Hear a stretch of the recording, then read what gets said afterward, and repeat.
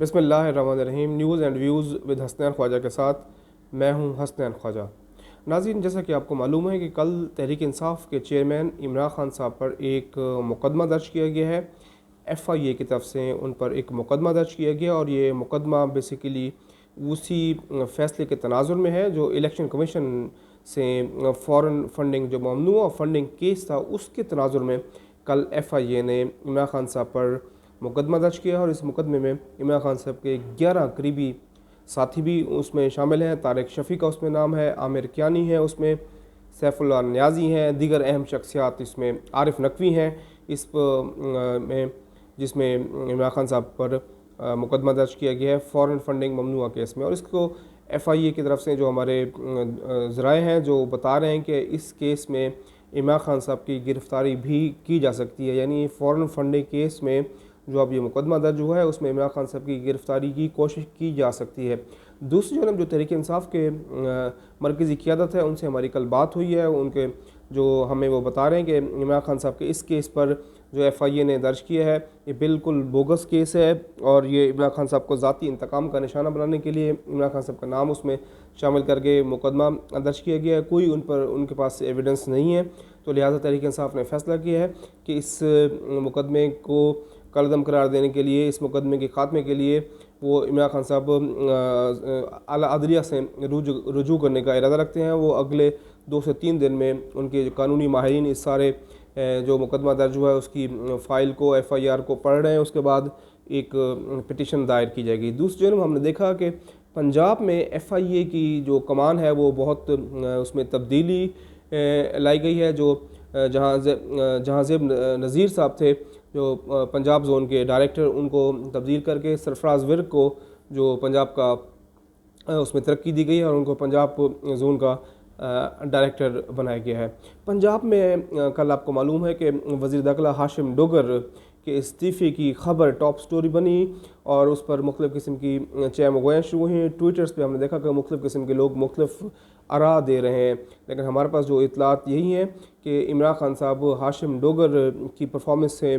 खुश नहीं थे। ख़ास तौर पे हाशिम डोगर का वो जो बयान जिस पर वज़ीर पंजाब चौधरी परवेज़ इलाही ने भी नाराज़गी का इजहार किया था, जिसमें हाशिम डोगर ने कहा था कि वो लॉन्ग मार्च के शुरा को बतौर सरकारी उस पर फैसिलिटेट नहीं करेंगे, जिस पर इमरान खान साहब ने भी इस स्टेटमेंट को अच्छा नहीं समझा और तहरीक इंसाफ के सफ़ों में भी हाशिम डोगर की पर्सनैलिटी पर क्वेश्चन मार्क था और उसके बारे में शायद ये कहा जा रहा था कि वो मुमकिन तौर पर इमरान खान साहब के अहकामात उस तरह उसको उसकी हुक्म बावरी में शायद वो उस तरह का सपोर्टिव रोल किरदार अदा नहीं कर रहे। उनकी लॉयल्टी पर भी एक मकाम पर शायद उसको क्वेश्चन मार्क किया गया। तो उसकी जगह अब इमरान खान साहब ने जो फ़ैसला किया है, मुमकिन तौर पे 2 नाम इस वक्त हॉट लिस्ट हैं, क्योंकि इमरान खान साहब ने अब जो वज़ीर दाखिला लगाना है वो अपने लॉन्ग मार्च की तैयारी के जहन को में रखते हुए उसको वज़ीर दाखिला लगाना है। 2 नाम हैं जो वज़ीर दाखिला के लिए इस वक्त मजबूत तरीन उम्मीदवार हैं, उमर सरफराज चीमा और मियाँ असलम इकबाल। लेकिन मियाँ असलम इकबाल ही इस वक्त स्ट्रॉन्ग तरीन कैंडिडेट हैं, क्योंकि मियाँ असलम इकबाल एक वक्त में आपको याद होगा कि जब इमरान खान साहब की हुकूमत बनी थी 2018 में, तो उस वक्त पंजाब की वज़ारत आला के लिए भी 2-3 लोगों के नाम थे। अलीम खान का भी उसमें नाम था, मियाँ असलम इकबाल थे, तो बाद में फिर उस्मान बुज़दार को इमरान खान साहब ने वज़ीर आला बनाया। तो असलम इकबाल इस वक्त स्ट्रॉन्गेस्ट कैंडिडेट हैं इंटीरियर मिनिस्टर पंजाब के लिए, क्योंकि उनका ख़ास एक नुक्ता नज़र है और वो पार्टी के साथ लॉयल भी हैं और पार्टी के पुराने कारकुन भी वो हैं। तो इस वजह से उमर सरफराज चीमा की जगह ज़्यादा चांसेस मियाँ असलम इकबाल के हैं। दूसरी पंजाब हुकूमत भी हमने देखा कि उसका मुस्तकबिल भी गैर यकीनी लग रहा है। चौधरी परवेज़ इलाही साहब लंदन में जाकर बैठ गए हैं, लंदन में उनका क़याम तवील हो गया है। लंदन में उनकी कुछ अहम मुलाकातें हुई हैं जिस पर हम वर्किंग कर रहे हैं, उसके बारे में हम आपके साथ चंद दिनों में ब्रेकिंग न्यूज़ भी शेयर करेंगे कि उनकी किस किस से मुलाकात हुई और वहाँ पे किस किस्म की यकीन दहानियाँ कराई गई हैं। लेकिन बहरहाल पंजाब हुकूमत इस वक्त चौधरी परवेज़ इलाही के पैरों से कुर्सी खिसकती हुई हमें नज़र आ रही है, क्योंकि मुस्लिम लीग नून की जो स्ट्रेटजी है वो नवाज शरीफ की वापसी के लिए पंजाब में हालात साजगार होना बहुत ज़रूरी है और उसके लिए पूरी कोशिश की जा रही है कि पंजाब में किसी किस्म का फॉरवर्ड ब्लॉक बनाकर चौधरी परवेज़ इलाही के लिए अदम एतमाद का मामला खड़ा किया जाए, उनको एतमाद का वोट लेने के लिए कहा जाए। तो उस दौरान फॉरवर्ड ब्लॉक के लोग राइट लेफ़्ट हो जाएंगे, तो चौधरी परवेज़ इलाही साहब मतलूबा नंबर पूरा करने में नाकाम हो जाएंगे, जिसके बाद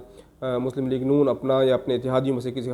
मोस्ट जो फेवरेट आदमी होगा उसको वज़ीर आला बनाएंगे। तो ये बरल लग रहा है, क्योंकि अब ये इसमें अगले 72 से 96 घंटों में अहम पेशरफ्त भी हो सकती है, क्योंकि इमरान खान साहब का जो लॉन्ग मार्च का ऐलान जल्द से जल्द करीब आ रहा है। तो इमरान खान साहब के लॉन्ग मार्च के ऐलान से पहले या लॉन्ग मार्च इस्लामाबाद से पहले पंजाब में तब्दीली उनको लिए सूट करती है, तो इस पर काम किया जा रहा है और काफ़ी हद तक मुस्लिम लीग नून को यकीन दहानियाँ भी कराई गई हैं और उसमें मुमकिन तौर पर मुस्लिम लीग नून कामयाबी हमें जो ज़राए से ख़बरें मिल रही हैं वो मुस्लिम लीग नून इस मरतबा फिर दोबारा पंजाब में सेटअप तब्दील करने में तैयार हो जाएगी। इमरान खान साहब अभी लॉन्ग मार्च का ऐलान नहीं कर रहे, क्योंकि लॉन्ग मार्च का ऐलान उन्होंने अगले 10 से 15 दिन के अंदर कर देना है। अभी फ़िलहाल वो इलेक्शन के नताइज की तरफ उनकी तवज्जो है। इलेक्शन कमीशन ने कल फैसला दिया, उसके मुताबिक जो ज़िमनी इलेक्शन हैं 16 अक्टूबर को वो अपने शेड्यूल के मुताबिक होंगे। NA-45 कुरुम में सिर्फ इलेक्शन नहीं होंगे, क्योंकि वहाँ पे थोड़ी सी सिचुएशन लॉ एंड ऑर्डर के हवाले से वो कोई मिसाली नहीं है जिस पर बाद में उसका ऐलान किया जाएगा। अभी जो इलेक्शन होंगे उसमें बड़े कांटेदार मुकाबले मुतवक्के हैं। 9 जो हल्के हैं उसमें बराह रास्त इमरान खान साहब ख़ुद उसमें कैंडिडेट हैं और वो ख़ुद लड़ेंगे। 16 अक्टूबर को कौमी असम्बली के हल्के NA-22 मर्दान में पोलिंग होगी, NA-24 चारसदा में पोलिंग होगी, NA-31 पेशावर में पोलिंग होगी, NA-108 फैसलाबाद में पोलिंग होगी, NA-118 ननकाना साहब में पोलिंग होगी, NA-237 कराची का इलाका मलीर इसमें भी पोलिंग होगी, NA-239 कुरंगी तो इसमें भी पोलिंग होगी, ये भी कराची का इलाका है। तो इसके अलावा NA-157 मुल्तान ये भी कौमी असम्बली का हल्का है, यहाँ पे भी कांटे का मुकाबला होगा। PP-139 शेखपुरा, PP-241 चिश्तियाँ और PP-209 खाने वाली, यानी सूबाई असम्बली पंजाब असम्बली के 3 हल्कों में और बाकी कौमी असम्बली के इन हल्कों पे मैंने आपको बताया कि यहाँ पे पोलिंग होगी। अब मैं अब आपको बताता हूँ कि ये जो इलेक्शन है ये इसमें NA-157 PP-241 बहावल नगर दीगर जो है उसमें बड़े सख्त मुकाबले मुतवक्के हैं। तो देखना ये है कि इसमें कौन मैदान मारता है, लेकिन बहरहाल जो ग्राउंड पे सिचुएशन है वो तहरीक इंसाफ की पोजीशन हमें मालूम हुई है कि बहुत ज़्यादा स्ट्रॉन्ग है, क्योंकि 9 हल्कों में ख़ुद इमरान खान साहब इलेक्शन लड़ रहे हैं। अब ये 16 अक्टूबर की पोलिंग के बाद इमरान खान साहब को एक मरतबा अगर वही 20 ज़िमनी इलेक्शन की तरह का रिज़ल्ट आता है तो इमरान खान साहब की मोमेंटम में तहरीक में एक मरतबा फिर यकीनन उसका एक इम्पैक्ट बनेगा और इमरान खान साहब उसके फ़ौरन बाद लॉन्ग मार्च की तारीख का ऐलान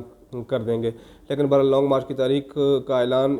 जब करेंगे तो इस मरतबा हालात दोबारा इमरान खान साहब के लिए कोई साजगार नहीं हो सकते, क्योंकि जब 25 मई का लॉन्ग मार्च का ऐलान था उसमें आपने देखा अगर जो वक्त पंजाब हुकूमत इनकी अपनी थी नून लीग की, लेकिन इस मरतबा भी वही माहौल बनाने की पूरी कोशिश की जा रही है। मुस्लिम लीग नून की क़यादत चाहती है कि किसी तरीके से पंजाब हमारे हाथ में आ जाए तो हमें इंतज़ामी तौर पर बहुत बड़ी कामयाबी होगी और इमरान खान साहब का जो लॉन्ग मार्च है एक मरतबा फिर हम उसको नाकाम बना देंगे। तो ये इस वजह से आने वाला ये हफ़्ता बहुत इंपॉर्टेंट है। चौधरी शुजात साहब की कल मुलाकात हुई है, वज़ीर-ए-आज़म से बड़ी इंपॉर्टेंट मुलाकात थी।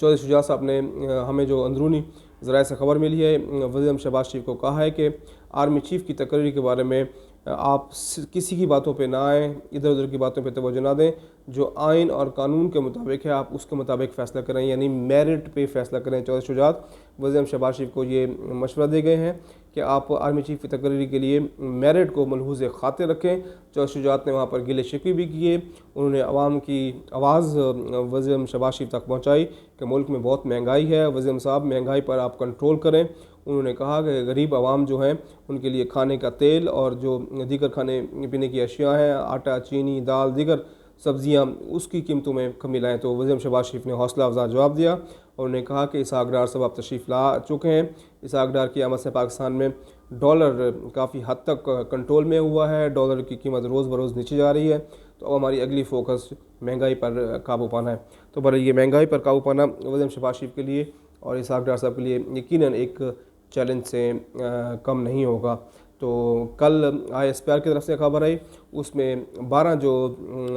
पाक फ़ौज के मेजर जनरल्स थे उनको प्रमोट किया गया, उनको अगले रैंक में तरक्की दी गई और उनको लेफ्टिनेंट जनरल की तरक्की दी गई। इसमें सबसे अहम बात ये थी कि जो हमारे मौजूदा DG ISPR हैं मेजर जनरल बाबर इफ्तिखार साहब, उनको भी तरक्की दी गई है। मेजर जनरल बाबर इफ्तिखार साहब को लेफ्टिनेंट जनरल के ओहदे पर तरक्की दी गई है। मेजर जनरल बाबर इफ्तिखार ने ये जो हालिया टेन्योर था पाक फ़ौज का, जिसमें जिस किस्म की आपने देखी ट्रेंडिंग्स हो रही थी, जिस किस्म की वहाँ पर चीज़ें चल रही थी, कंपेन चलाई जा रही थी, लेकिन उन्होंने खंदा पेशानी के साथ और बहुत ही बड़े इस पर अपने स्ट्रेटजिक लिहाज से बड़ा इंपॉर्टेंट उन्होंने काम किया और जिस पर उनको उनकी तकरीर बनती थी। आज के लिए इतना ही। अपना अपने दोस्तों का, रिश्तेदारों का, सबका बहुत ख्याल रखें।